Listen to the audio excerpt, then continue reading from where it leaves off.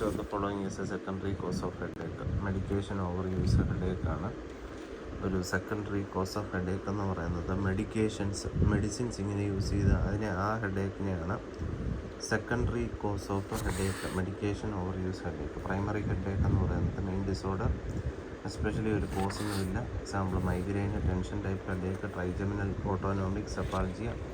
Secondary headache എന്ന് പറയുന്നത് due to another conditions, ഇൻഫെക്ഷൻസോ ട്രോമയോ അല്ലെങ്കിൽ എന്തെങ്കിലും ബ്ലഡ് വെസൽസിലുള്ള ഡിസോർഡർ, മെഡിക്കേഷൻ ഓവർ യൂസോ.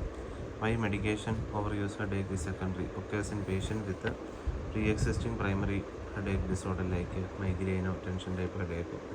Trigger ചെയ്യുന്നത് കൂടുതലായിട്ട് അനൽജസിക്സ് യൂസ് ചെയ്യുന്ന triptans more than 10 to 15 days or month or more than 3 months leads to chronification of the headache. Recognized as a secondary headache disorder in the ICD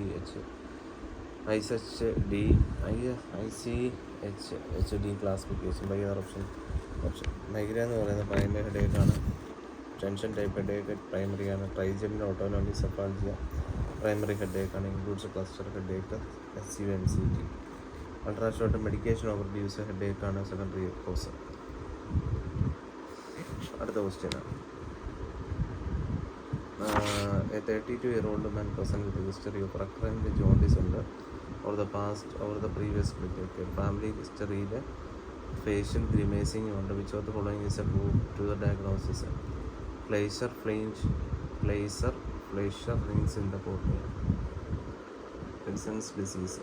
History of recurrent jaundice under facial grimacing under Fleischer rings in the adenoma sebaceum ഉണ്ട്. Facial angiofibroma associated disease, tuberous sclerosis ആണ്.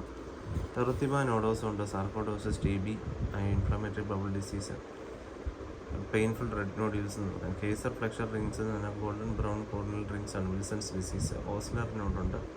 അതെന്ന് പറഞ്ഞാൽ painful finger tip nodules ആണ്, especially infective endocarditis. Okay, thank U.